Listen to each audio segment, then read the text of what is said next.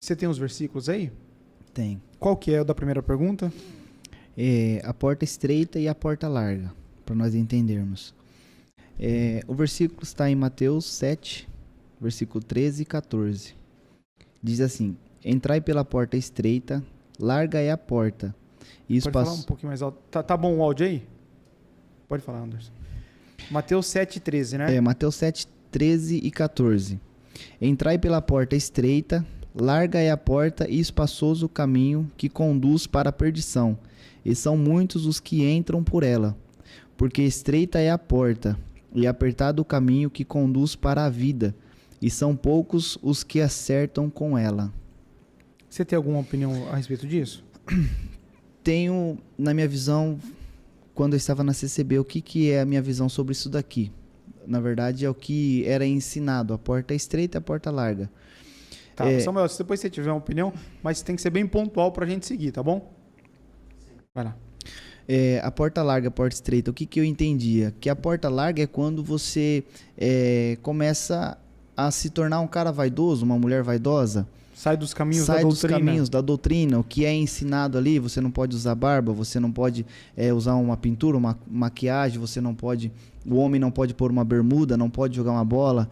Então, quando você começa a fazer isso, então você está indo para a porta larga, que é a porta do mundo, indo para o mundo. Então, isso é o que entende. A porta estreita é quando você vê os seus cabelos lá embranqueando, mas você não pode pintar e você fica morrendo com aquilo, sem conseguir se olhar no espelho, mas você não pinta. Sim. Porque você está na porta estreita.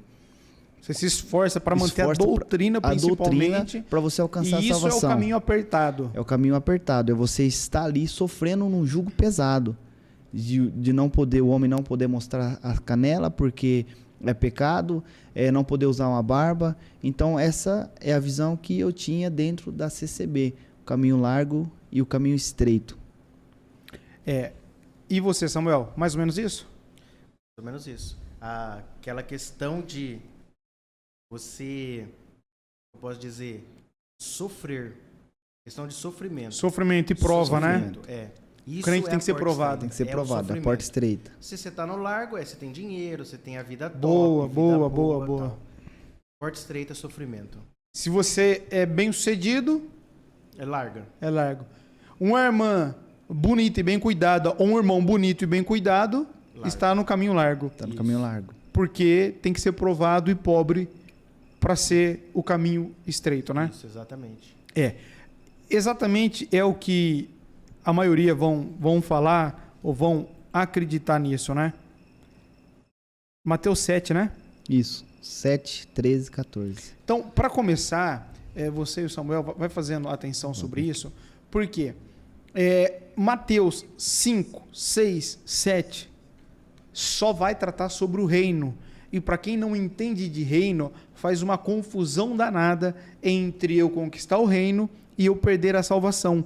Ou eu conquistar a salvação e eu conquistar o reino. Uhum. Então, primeira coisa que precisa entender muito bem aqui é que a salvação nós ganhamos como um dom, como um presente.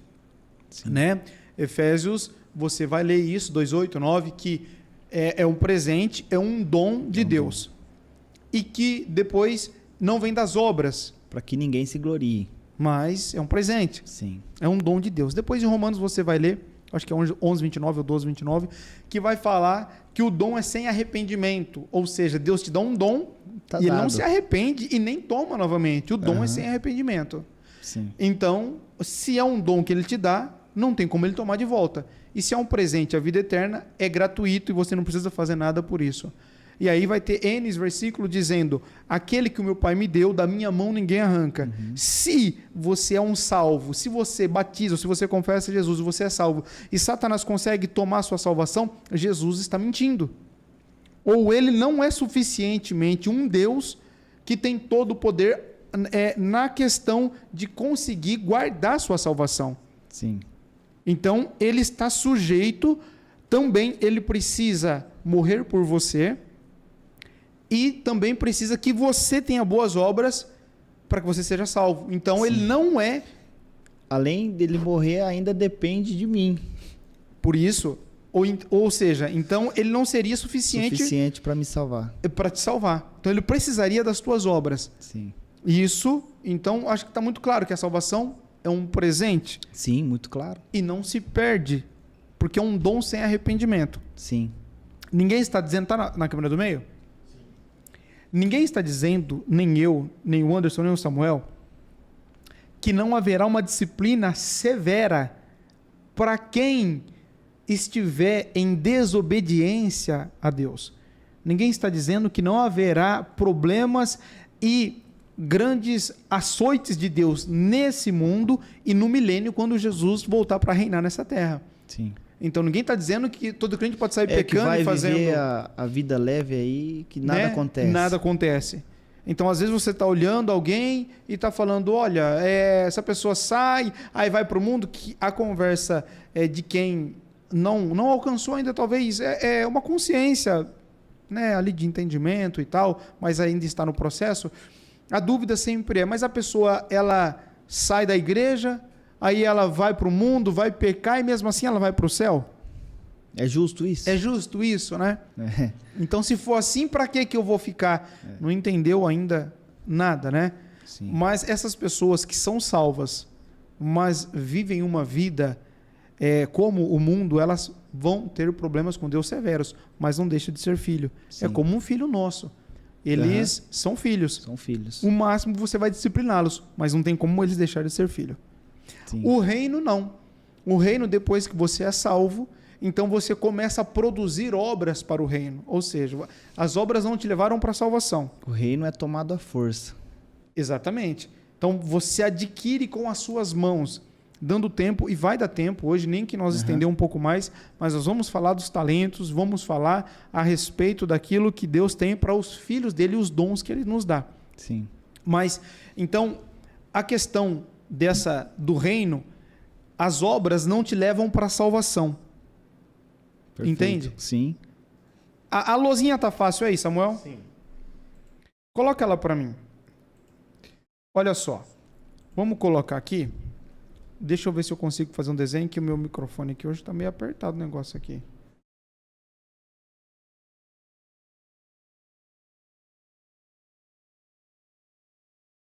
Ah, beleza.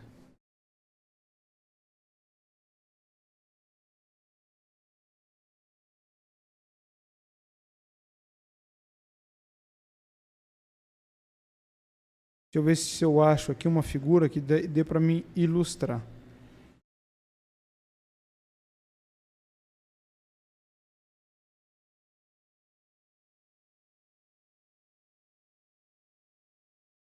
Tá tudo certo aí? Sim. Nossa, hoje eu deixei a minha luzinha no pior lugar possível aqui. Meu Deus do céu.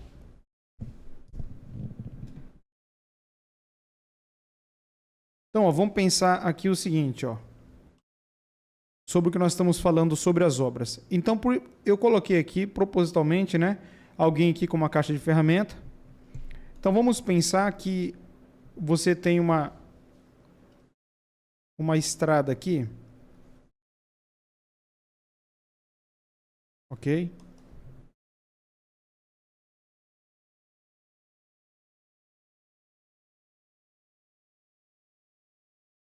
Então vamos pensar o seguinte, que as suas obras aqui,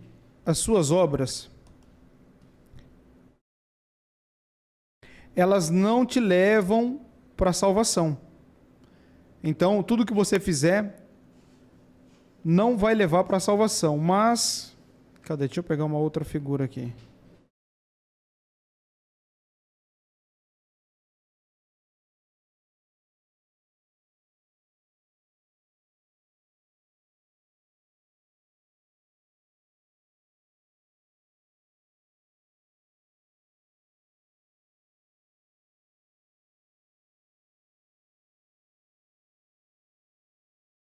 Tá vendo aí, Samuel? Então, as tuas obras aqui, elas não vão te levar até a salvação. Não tem como. A salvação é um presente. Sim. Mas só para compreender, depois que você é salvo, então Essa é a posição. Depois que você é salvo por Cristo, então as suas obras aqui, as suas obras, ok? Elas vão te levar para o reino, elas vão te levar para ter um governo com Deus. Então você foi salvo por Cristo para produzir boas obras. As obras não te levou até a cruz de Cristo, mas a cruz de Cristo te levou a produzir as obras. Sim. Então você não está aqui antes da cruz de Cristo, aqui fazendo alguma coisa para que te leve à cruz. Salvação. Não existe isso. Sim. Mas Cristo chegou, te comprou, te salvou, te redimiu, pagou por você e colocou você com uma caixa de ferramenta, que é o que nós vamos falar hoje. Te colocou você com uma caixa de ferramenta para você produzir boas obras. Sim. E ele fez uma proposta a você. Se você produzir as obras que eu estou determinando para você, eu tenho um pagamento para você. Aí é o chamado. Aí é a recompensa. Aí é o galardão. Não, Jesus falando, aí é o chamado. Você aceita Jesus, passa pela cruz. Sim. E aí você tem um chamado. E aí ele vai propor para você uma recompensa e um galardão. Sim. Ok? E essa recompensa e esse galardão você vai adquirir ferramentas, ok? Você vai adquirir ferramentas para você produzir obras. Porque ele está te convidando para uma equipe, para você fazer parte de um projeto dele. Põe na Bíblia aí para nós agora, ô Samuel. Então, lê novamente o versículo 13 e 14 para nós explicar isso daqui.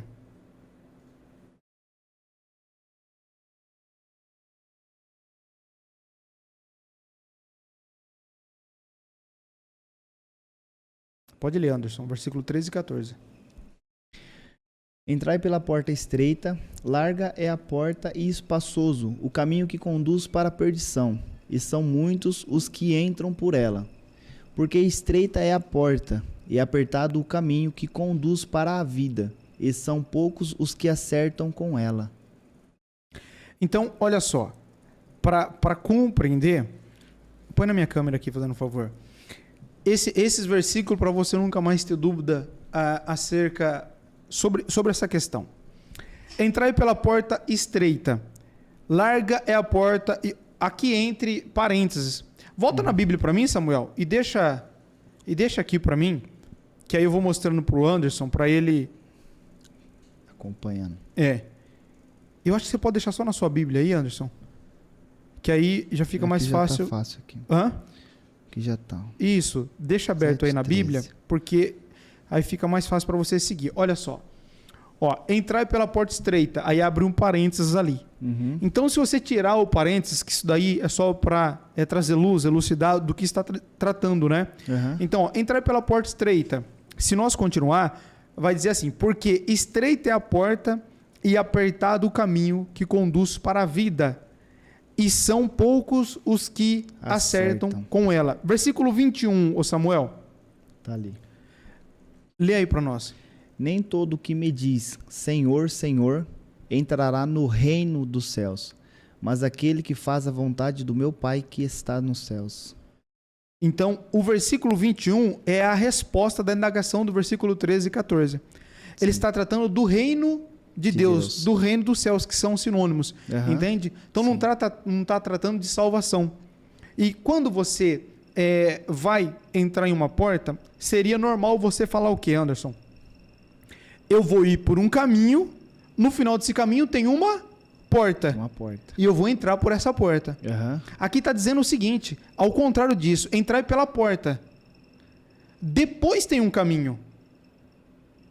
É o inverso. Aqui está a grande chave desse versículo. Porque não é o caminho que te leva para a porta. É a porta que te abre um caminho. A porta é Jesus Cristo. Que você entra por ele, você tem salvação. Mas depois que você é salvo, passa por essa porta, então você começa a andar no caminho do reino. Então a porta é Cristo. Então é essa porta estreita. Entrou pela porta, agora tem um caminho para você percorrer, que é o caminho do reino. Está compreendendo, Samuel?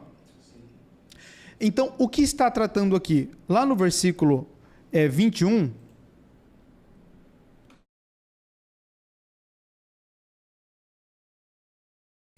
Nem todo que me diz Senhor, Senhor entrará no reino dos céus, mas aquele que faz a vontade de meu Pai que está nos céus. Então preste atenção, você, nosso irmão ou irmã, que deseja aprender da palavra, isso daqui é ouro refinado para você.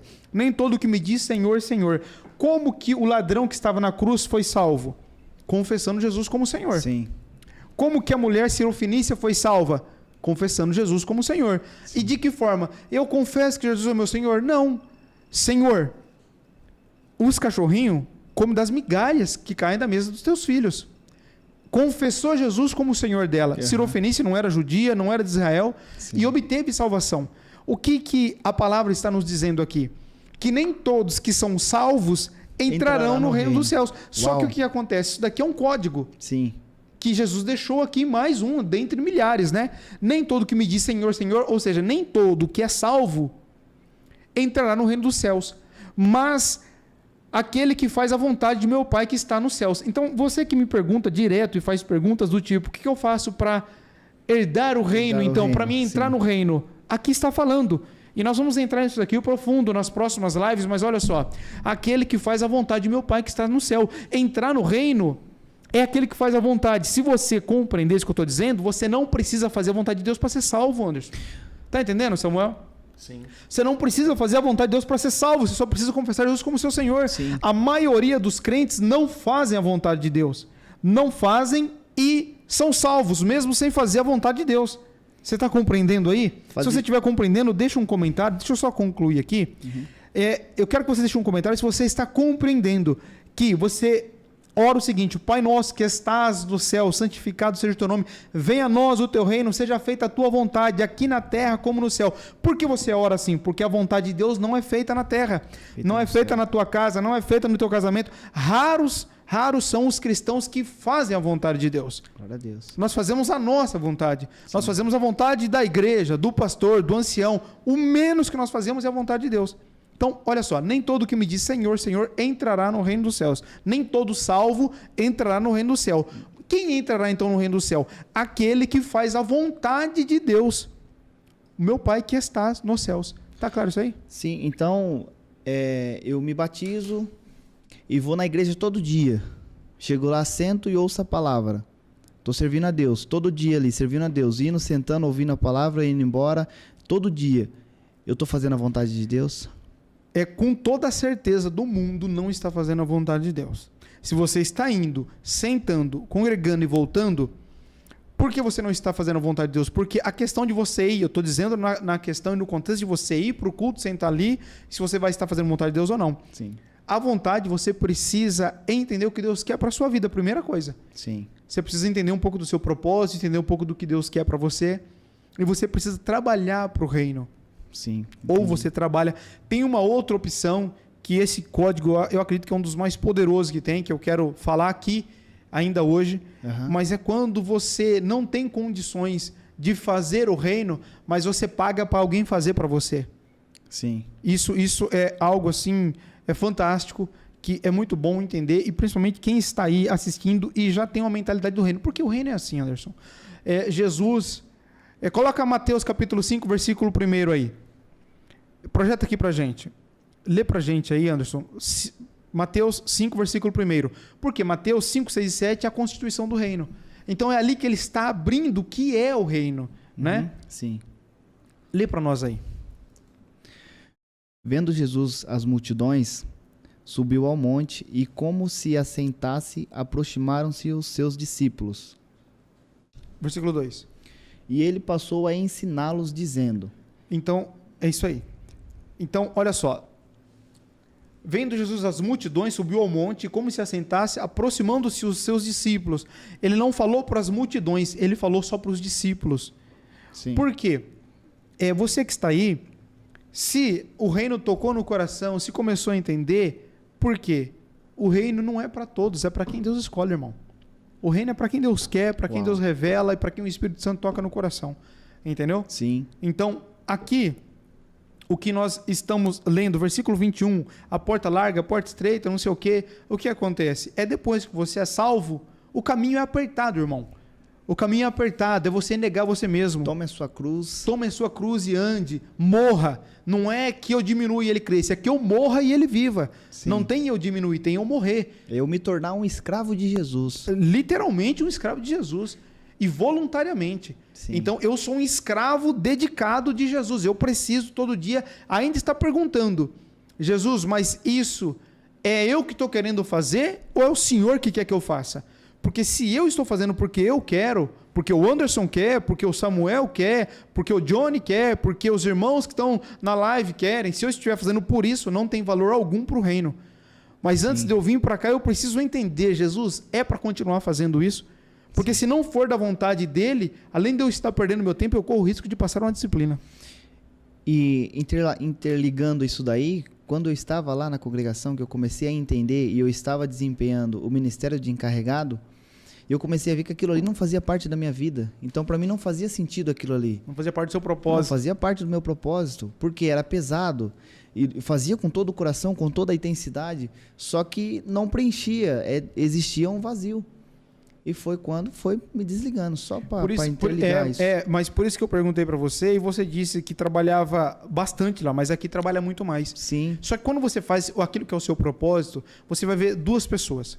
Um exemplo, para ficar claro para os irmãos aí, deixa eu ver o que os irmãos estão falando aqui, se eles estão compreendendo. Não vê muito não, hein? Tá quebrando tudo aí. Já que o Silveira voltou. E o Wagner.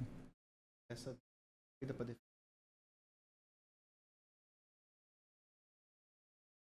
Então, o que acontece, Anderson? Vamos falar. Será que os irmãos que estão aí acompanhando, será que estão compreendendo?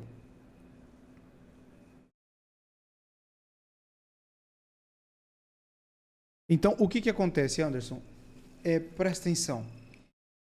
Você vai ver duas pessoas. Um exemplo, vamos pegar um jogador de futebol. Uhum. Um que tem propósito e outro que faz por dinheiro, por qualquer outra questão, por oportunidade, qualquer coisa. Sim. Então, você vai ver quem tem propósito, ele vai treinar 2 horas. E o outro também vai treinar 2 horas. O que não tem propósito, vai acabar o treino, ele vai estar esgotado, querendo descansar. O que tem propósito, ele vai acabar e vai falar, se tivesse outro eu fazia... Já acabou? Já acabou. Se tivesse eu treinava mais um pouco. E aí chega a tarde ele vai treinar mais um pouco, porque aquilo é a vida dele, ele ama fazer aquilo que ele quer. Queima dentro do coração dele. Entendeu? Então, quando você está na congregação trabalhando, mas você sente que aquilo não faz parte da sua vida, não faz parte do seu chamado, não é aquilo, e você entende o Evangelho, entende Cristo, e você fala, cara, não faz sentido eu ficar aqui. Sim. Então, você vai estar lutando contra a sua própria mente, o seu próprio coração, e muitas vezes até contra o Espírito Santo, se é isso que ele está falando, né, contigo. Verdade. Então, vamos lá. Vamos... sobre essa palavra, sobre esse versículo, ficou muito claro. Se aqui está dizendo, mas aquele que faz a vontade do meu Pai que está nos céus, não tem como estar falando de salvação. Ou então tem que rasgar a Bíblia inteira. Sim. Porque você não precisa de fazer a vontade de Deus para você ser salvo. Né? Então, quem já está aí estudando um pouco, já entendeu o recado. Vamos para a próxima. Tudo certo, Thiago?